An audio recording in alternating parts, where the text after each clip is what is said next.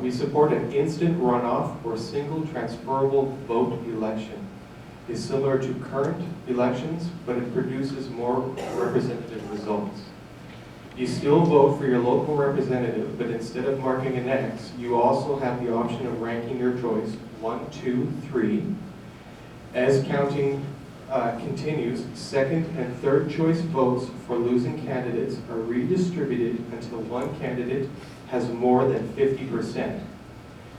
This method we call 1, 2, 3 produces results that are more reflective of the actual desire of the voters, and because the second choice of people suddenly matters a lot more, politics becomes a little more civil.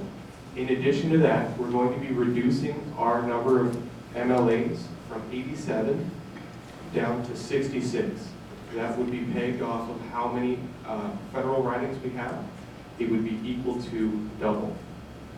That would be to pass on a cost savings to the people of Alberta. Next.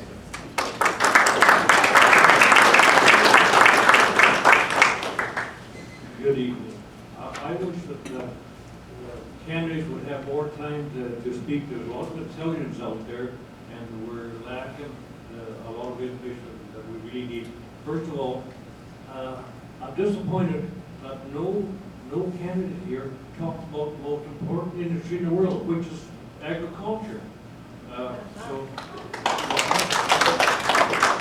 In Alberta, for instance, we can't produce enough produce for Calgary. Okay, it's got to be imported.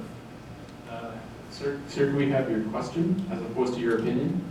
Well, I think I slept in enough trenches and built enough trenches. I should have a little bit of time. I'm going to take this. Now, in Alberta, we lose up to 60,000 acres a year to urban sprawl. Now, Stony Plain area, they're built on an aquifer. So there are a lot of things got to be fixed. And now, so I'll leave the mic now, and you can touch on the question, what I'm interested in. I think people are as well. Thank you.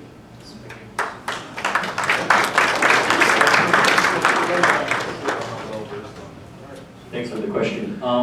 So as most of you probably don't know what permaculture is, but permaculture is essentially a design methodology for regenerative human settlement patterns. I know it's a big mouthful, but what it comes down to is living sustainably. And so I'm really passionate about local food production and how we can produce more food to feed more people locally, sustainably.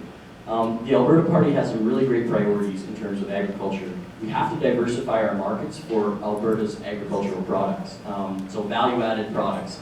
It'd be great instead of just, shipping off our beef and whatnot to Asia, if we can somehow, build a more resilient industry around that parameter. We have to facilitate the continuing availability of farmland, so it's a really, really good priority to stop urban sprawl. So that has to do with how we settle our cities and whatnot. And where we do build, where we don't build, how we designate land use. And the third priority that I want to speak to, that the questioner brought up, has to do with an Alberta food security strategy. And the Alberta Party is really pushing for this, both municipally and across the province, of how do we feed ourselves well. I can't remember the statistics, but right now in Alberta, we grow basically less than 10% of the produce we eat. So it's really not a good situation in that regard. Compares to Russia, where 70% of produce that Russians eat is grown locally in the backyards and small organic farms. It's a big different situation. So, yeah.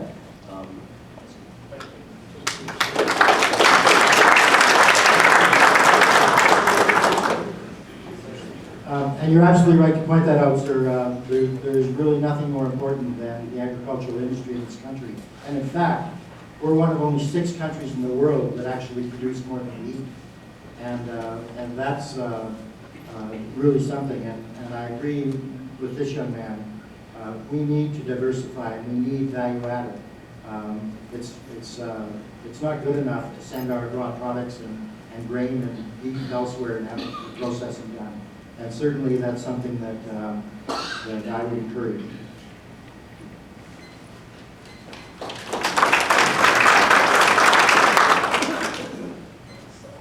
involved with the local foods committee of the Greater Edmonton Alliance for a number of years. Actually, the church that I was attending a few years ago, we initiated the local foods project.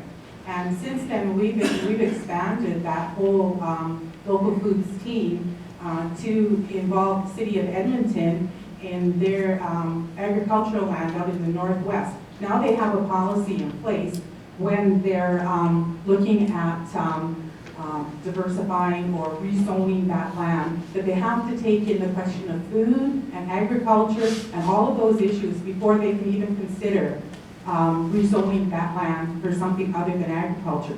And the New Democrats have the same. They have a local foods, local Alberta foods policy to make more local foods available and to look after the farmland, to keep the small family farms and not let them be eaten up by the large corporate farming industry. And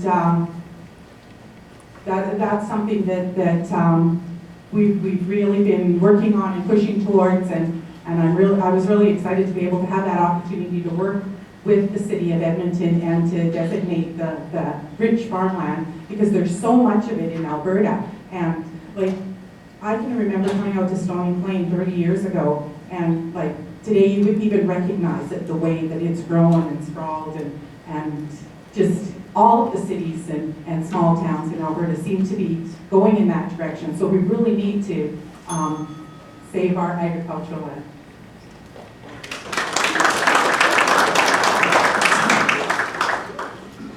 Hi there. My name is Chris Eckhoff, and I haven't been in your community very long. But as a parent of school-age children, I would like to ask Mr. Tay where you stand on the question of parental rights in education. Thank you. I assume that you're referring to the issues that were brought out in Bill 2, is that correct? I suppose there might be some here who aren't familiar with the details of what we're talking about. Legislation was brought forward after 3 years of consultation. Legislation that was brought forward by the PC government about maybe 2 months ago, month and a half ago, just before the election was called.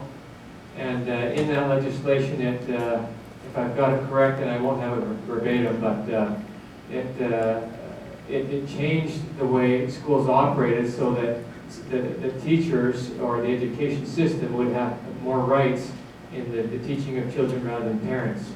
A number of parents that I talked to, and in fact many parents that I talked to, weren't happy about that. And as a parent of school children as well, I'm not happy about that. The Wild Rose Party, after some debate in the legislature, Rob Anderson, MLA for the Wild Rose Party, put forth 2 amendments that dealt with both Section 16 and Section 3, which would have, I think, made most of us parents happy in putting the rights of teaching our children back where they should be with the parents. As I said, as I talked with a lot of parents, it's almost embarrassing that we have to put into legislation that parents have rights to teach their children. Right. I think it should be obvious, but unfortunately in this world we have to make sure, we have to put into legislation now that the parents have those rights. And interesting enough, I heard Minister Lukazik indicate that he thought the same thing as well, and yet he didn't put it into the legislation. He put it into the preamble, which doesn't really count in the court of law. So he didn't really listen to the people again. It came back to what I originally talked about when I started, that we've got to listen to the people.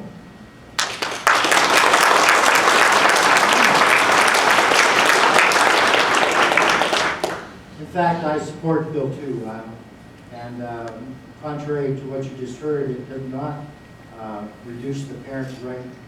Certainly the preamble is something that I would support having ensconced in the Act to give that sort of impression that it wasn't according to law. But I am concerned that there's been some fear-mongering regarding that. The Alberta Human Rights Act was put into the Education Act to, in fact, protect parents, to allow parents to pull their children out of school, out of public school, out of classes that are teaching things that they're not in favor of. And I think that's a tool that protects them and protects the homeschooling parents as well. Thank you.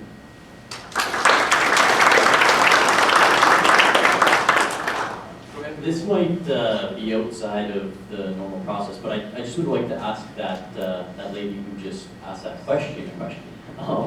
And where would you see the bill to infringing upon your right as a parent to make decisions in regards to your child's education? You can't ask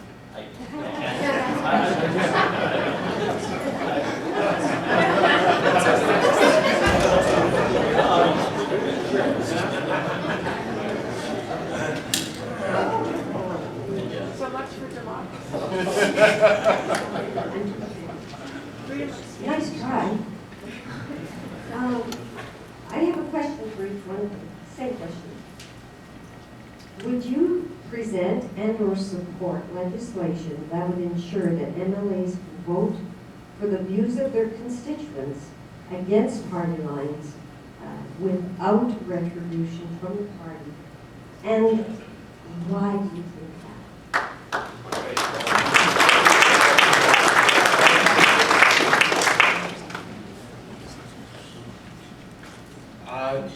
In fact, our party was the first provincial political party to support an Alberta Liberal MLA is a local MLA. All decisions are based on what our constituents want, not what our party wants. Every decision will be reflective of the view of every constituent.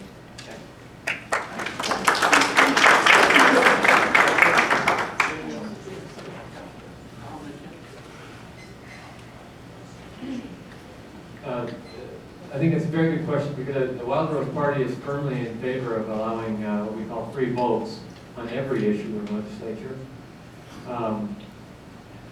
In fact, it talked about our MLAs, Guy Coutelier from Fort McMurray. He was in fact, he was a PC MLA about 3 years ago or so.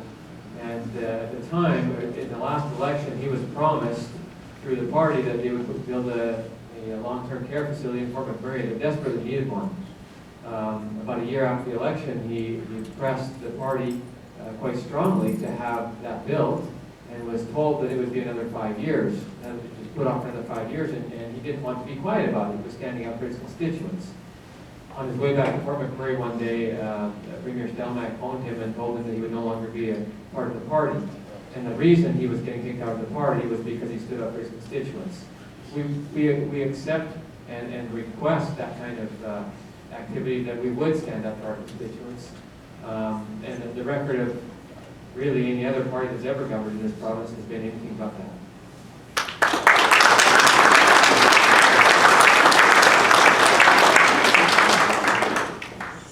We require a strong MLA. We have a caucus system in the province, and a strong MLA should be representing his views to caucus, trying to come up with a consensus position. However, our prime responsibility is to our constituents. And so if we have an issue that our constituents are firmly in favor of or opposed to, it's our responsibility, regardless of party, to make those issues known in the House. That would be my position. The question was, would you support or present a bill like that? Would you support it? A yes or no will do quite well. Support a bill like that? Yeah, would you support a bill where our government actually makes it law that our representatives can vote for what we want, not what the party wants? I know it's a squeeze, but I'm here to squeeze you. I hear you. And you're right, it is a squeeze. It's something that certainly in my years of experience that would take some getting used to. We've always been representative of a party. I would have to understand the ramifications of doing that before I could give you a yes or no answer. I'm sorry. Super quick. So for the Alberta party, definitely, but except for the budgets. We have to agree on budgets as a party, but other than that, free votes for sure. Thank you. Okay, next question. Well, this one is just easy, yes or no. All I want to know is if your spiritual life is a priority in your life. That's it, and that's to anyone or someone, whoever wants to. Oh, can you hear me? Okay. All I want to know is whether your spiritual life is a priority in each one of your lives. Is yes or no? Yes. Yes, yes. Yes. Yes, I practice an integral yoga. Yes, I am a spiritual, non-religious person. I will say I am, yes. Yes.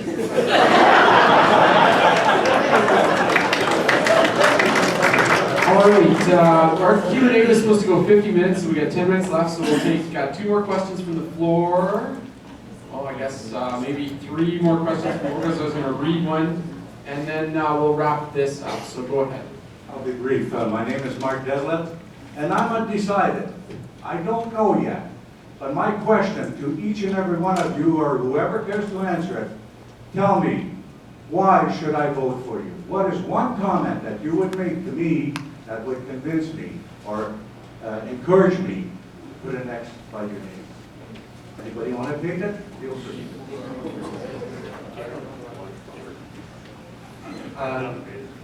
I'm going to use this opportunity because I didn't do quite such a good job with the opening remarks as everybody else here. Sorry, I'll stand up as well for that. I did mention before my professional experience within politics is constitutional law. I've done a fair bit of policy initiatives with the party, as well as I've got a full personal platform as well in a few key areas. I'm a big advocate for change within our First Nation communities. And as your MLA, in addition to being a local MLA, my professional drive is towards constitutional law and changes therein.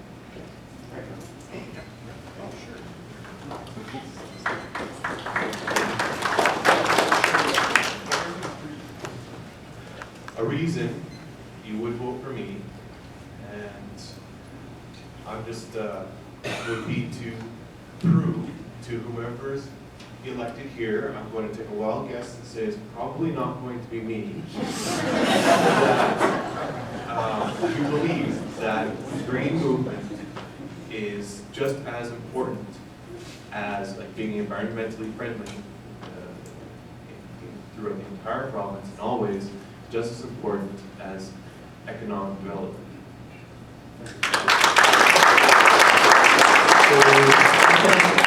I can't tell you why you should vote for me, but I can tell you why I'm standing before you here today, and that's because I do believe that positive adaptation to the conditions of converging crises that we are faced with as human beings and as Albertans require that we do politics differently.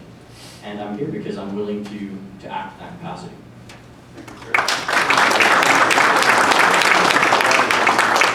Mark, I'll go back to my original promise.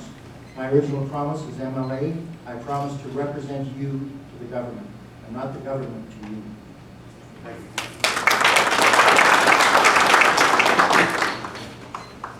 My passion is social justice. I have seen for too many years, too many people that are falling by the wayside, that are not sharing any of the prosperity in this province. And I'm here because I hope to make a difference. I want to be their voice, and I want to make change, and I want to make this the greatest province in the country for everybody, not just the chosen few. That's a very broad question. I could spend a lot of time on it. I'll try and be as brief as I can. I think one of the reasons you would want to vote for me is that if we look at the situation of the province today, first of all, I mentioned Alberta's got to be the greatest place to live. I've traveled not far and wide, but I've traveled to a few places, and there's no place like home. Having said that, it could be a lot better. I believe that had the wild growth policies been enacted 4 years ago, we wouldn't be talking about the same problems we're talking about today. And I expect that the problems we're talking about today, given that they have been talked about in the past, 4 years ago and 4 years ago, there's a pattern developing here, and that is that we have people that are very experienced politicians moving forward the same kinds of problems, just pushing them forward election after election. In the business world, if you do that, one of two things happen. Either your business goes out of business, or if you're employed, you get fired. And I'd like to bring that kind of background to the government so that we can solve some problems instead of keep talking about them.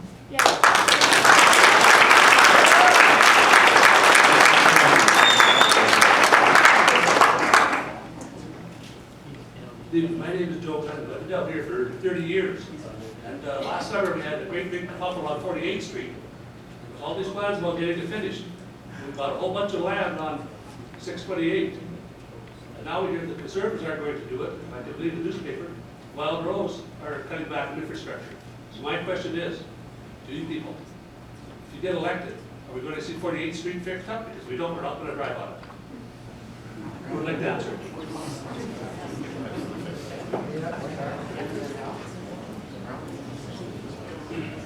Thanks very much for the question, Joe, and let me tell you, I fought this battle before, and my intention is to fight it again. We have two critical highways going through Stony Plain, 628 and 779, and another one out in the country, 623. And I will use every arsenal in my book to get those back on track. And I guarantee you, I have a letter from somebody not long ago, and they called 628 a goat trail, and I would agree with that.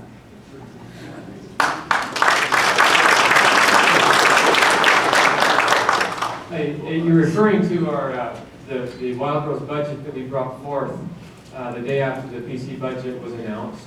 And in that budget, as a way of cost savings, we took a PC party 3-year infrastructure plan and put it over 4 years. What that does is that delays some projects, no doubt about it. It also saved over $1 billion, keeping in mind that the amount of money that we're planning to spend on the 4-year plan is more than any other province on infrastructure. It's more than Ontario, it's more than Saskatchewan, it's more than BC. It's almost equal to what Quebec's paying. Those provinces have far more population than us and far more demand for infrastructure. We spend a lot of money on infrastructure. Will that road get done tomorrow? I don't know. It's going to take some time. If you're looking to see who's going to finish it first, and that's how you're going to judge your vote, I can't give you that answer. But I think you've got two choices here. You've got one party saying that they'll do it on a 3-year infrastructure plan, whose record is a little bit spotty. When they say they'll do it on 3 years, it ends up being 4, 5, or 6. Or you take a look at a new party who is saying we're going to do it and we're going to have an infrastructure plan over 4 years, and I believe we're going to do it.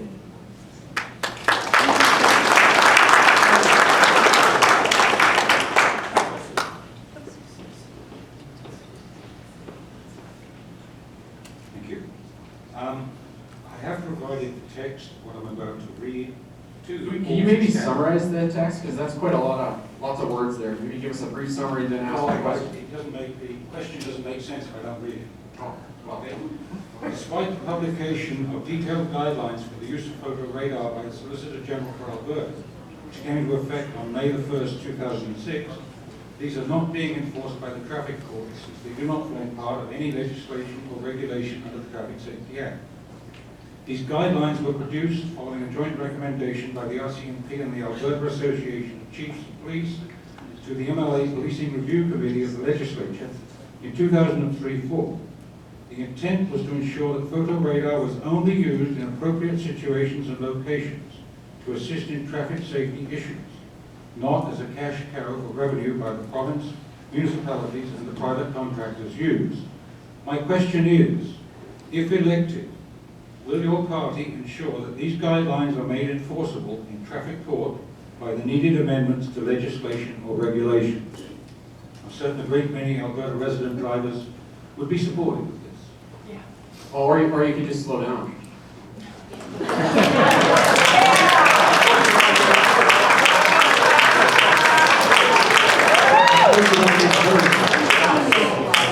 So I'm just gonna briefly say that my personal opinion when it comes to traffic safety and whatnot, it's a good thing that we have the cameras up.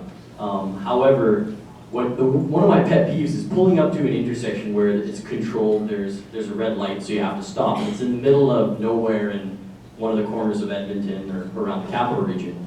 And it's the middle of the night and you have to stop because there's a red light. And you look up and there's a traffic camera there. And you can't go after you stop and look both ways because otherwise you're going to get a ticket. So there's got to be a bit more rational approach to permitting people to think over the offices of the machine.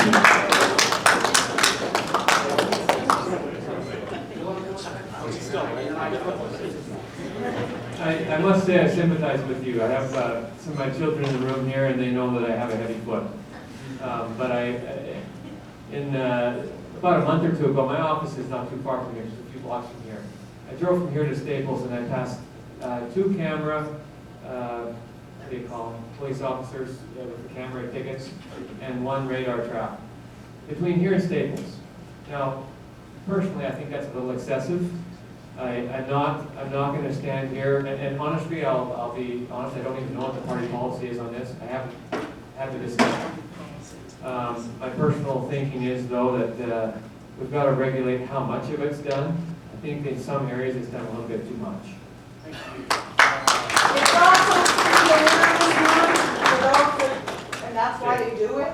So I'm going to take one of our written questions and then we'll move on to the closing comments. And this is addressed to Hal.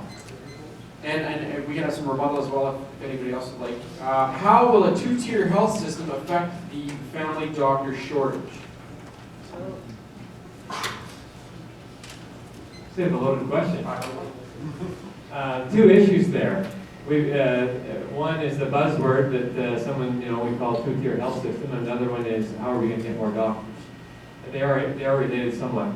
First of all, by definition, a 2-tier health system is one where you have different kinds of health services for different kinds of people. I'm totally against that, and so is the Wild Rose Party. We are in no way, shape, or form advocating different levels of service for different people. And nothing in our policy is advocating any kind of system where you would have to pay for your service in Alberta. Not only is it not right, but it doesn't meet with the 5 principles of the Canada Health Act, which we subscribe to completely. How will I suppose what they're talking about, what the question is referring to, is having additional health clinics, some of them privately owned and some of them not. We have that already, by the way. Doctors are, for the most part, private individuals. If you have a private clinic open up that wants to do, say, hip surgeries, for instance, there's nothing to prevent a doctor from working during the day and working his clinic and doing other stuff in the evening. It's not an issue. The issue is, how are we going to get the services done that people want? We need to focus on getting the services done. And we've got a large backlog right now. And in our healthcare wait guarantees, we've taken a great stand at reducing that amount. Boy, I wish I could talk a lot more on this one because there's so much more to say. Bottom line is, the Wild Rose Party believes in the 5 principles of the Canada Health Act. There is no such thing in our policy as a 2-tier health. Everybody will have the same great service, and by the way, it's going to be a lot better than what we have now.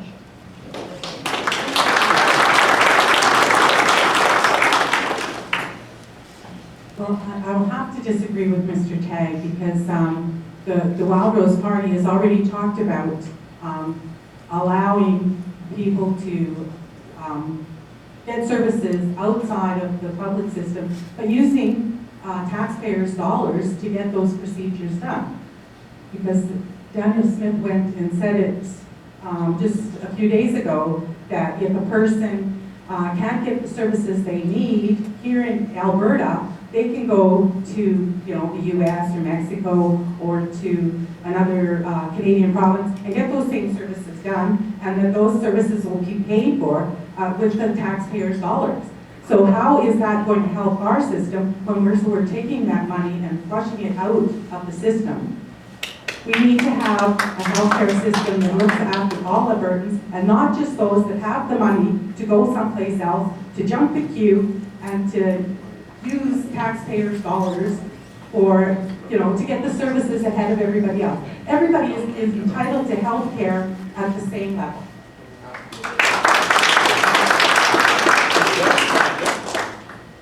Okay, I think that wraps up our Q&A. We are going to have the closing candidates from our closing comments from the candidates, and we're going to do this in reverse order. So I would invite Matthew to come to the podium, please.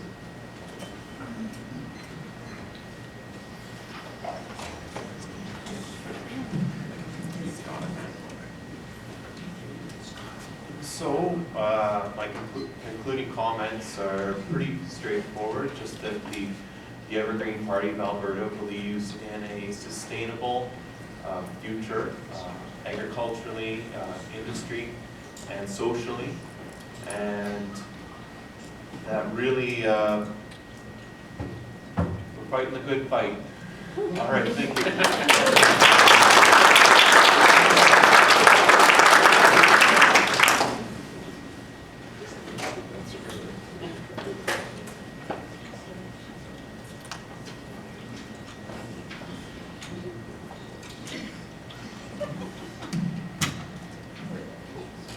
So I guess I just want to close by saying that, you know, we have a strong platform in place, we have some strong candidates out there, and that, you know, we are all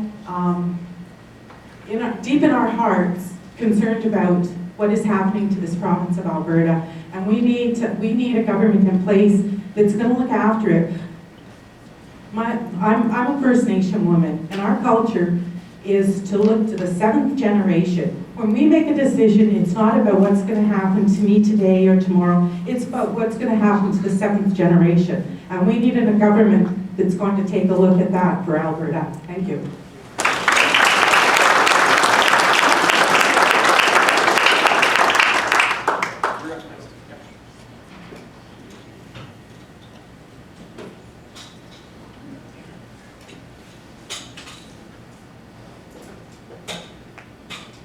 I'm not long-winded, but sometimes when there's certain issues to talk about, boy, I can talk for a long time.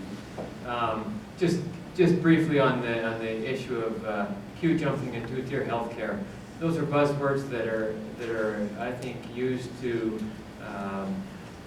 portray what's the wrong meaning.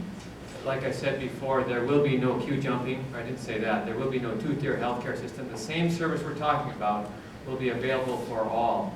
Part of the way we need to solve our problems is by having a waiting time guarantee, so that the hospitals know they have a certain amount of time based on the Canada benchmark time.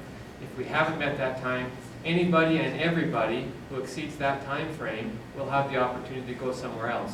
Take, for example, the situation with MRIs. Right now, the benchmark wait time is 30 days. More than 75% of the people who get MRIs have to wait beyond 30 days. If they don't get that done in a timely manner, the health issues that they're getting an MRI for become more and more problematic. We've got to make sure that these kinds of issues, and there's 10 situations that will be a part of that wait times guarantee, that they happen quickly. Now, just to conclude, I want to thank you again for being here. It's been a very interesting 3 or 4 months for me. I appreciate all the supporters that have come out, all of the supporters that I've met in your homes. I appreciate people from all parties and from all ideological persuasions, and I hope that everybody votes so that we can get a much higher percentage of the vote, so that people are engaged in the process. I'd love to see that. Thank you very much.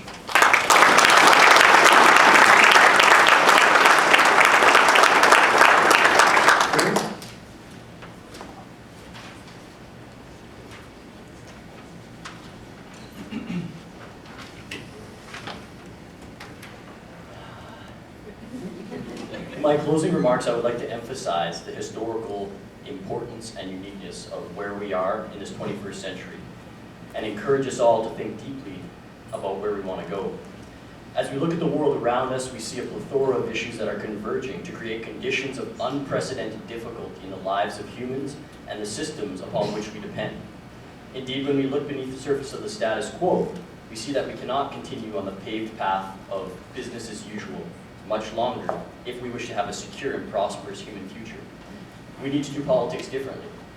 We see a natural world beset by the unpredictability of anthropogenic climate change and the ever-increasing harm done to our natural systems by our collective ignorance and too large an ecological footprint. If we turn to the social side of the equation, the crisis becomes even more apparent. Our growth-oriented economy and paradigm is failing us. To distribute wealth equitably, to have food that doesn't make us sick, and to cultivate livelihoods that enrich our communities, profound adaptations should be considered. We need to do politics differently. If we are honest with ourselves, it is evident that we cannot run, hide, or ignore the crises much longer. We must face them head-on with courage and a willingness to participate as equals in a cooperative challenge. Though there is potential for danger in crisis, there is an equal, if not more, enjoyable capacity for change and an opportunity for genuine transformation.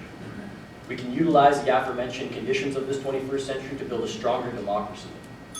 We can choose to orient what non-renewable resources we have to promptly move to a steady state economy where renewable resources are protected and where natural and human capital are enriched rather than diminished. We can do politics differently. I thank you again for allowing me to participate in this forum, and with your continued dedication as citizens and as participants, I believe that our collective will, working together, can build a better future.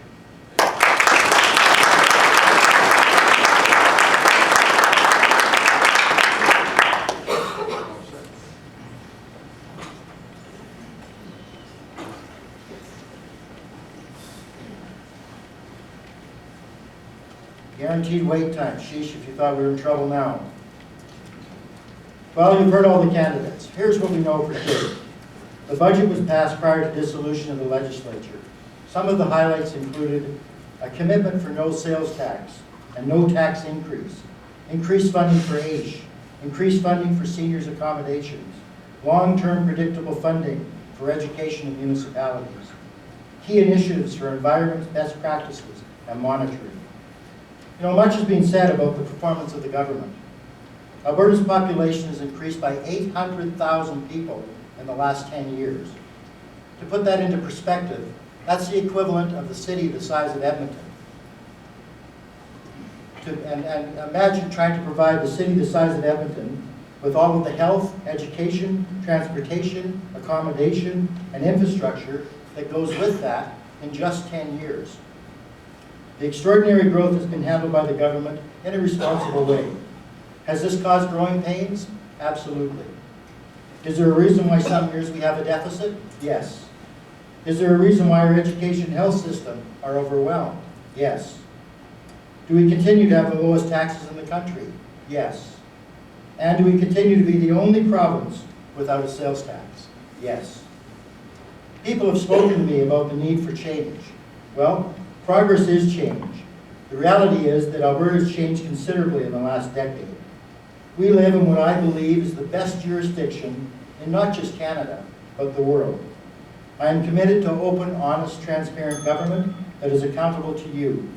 My work as mayor was accomplished in an environment of shared vision, consensus building, and cooperation.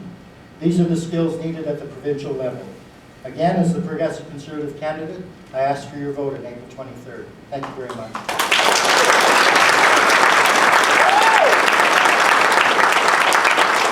I'd also like to take this opportunity to thank the Chamber of Commerce. No, sit down. You can take an opportunity.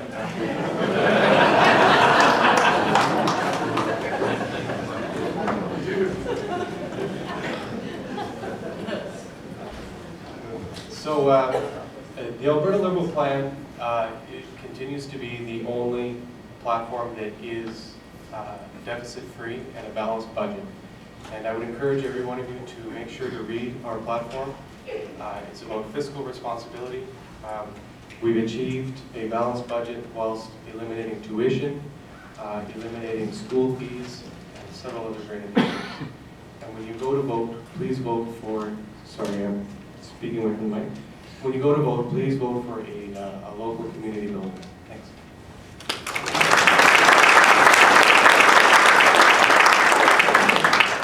Okay, thank you very much, everybody. I think I had fun tonight. It looks like everybody else did, for sure. I'd like to point out that we're done 40 minutes early when I was running the show, so that's good. And thank you all the candidates, and thank you all, and enjoy the rest of John's thing.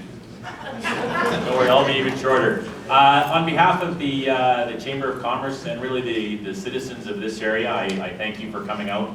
It's great that the meeting is bigger than we thought, and I appreciate the passion that people show, and I'm very happy to see you all out here. I know we didn't get to everybody's questions tonight. I'm sure the candidates will stick around for a little bit to answer some more maybe direct questions if you have them.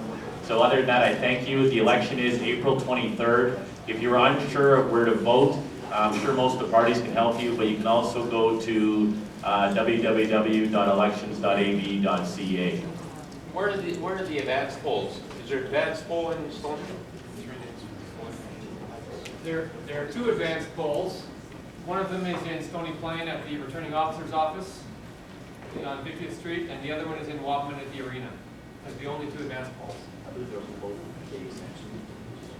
And they're open on the 19th, 20th, and 21st. There, Can I'll you got give us the that last words. website again that you just gave It's us? just www.elections.ab.ca. So I thank you all for coming. Have a good night.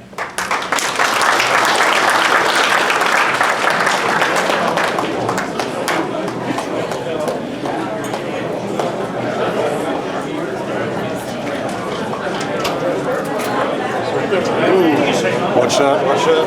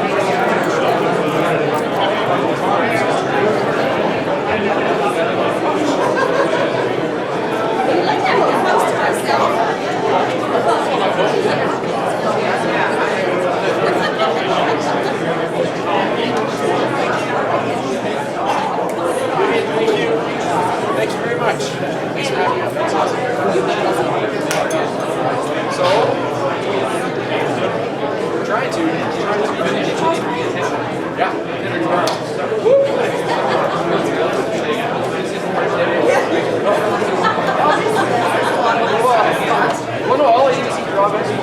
That's the only thing I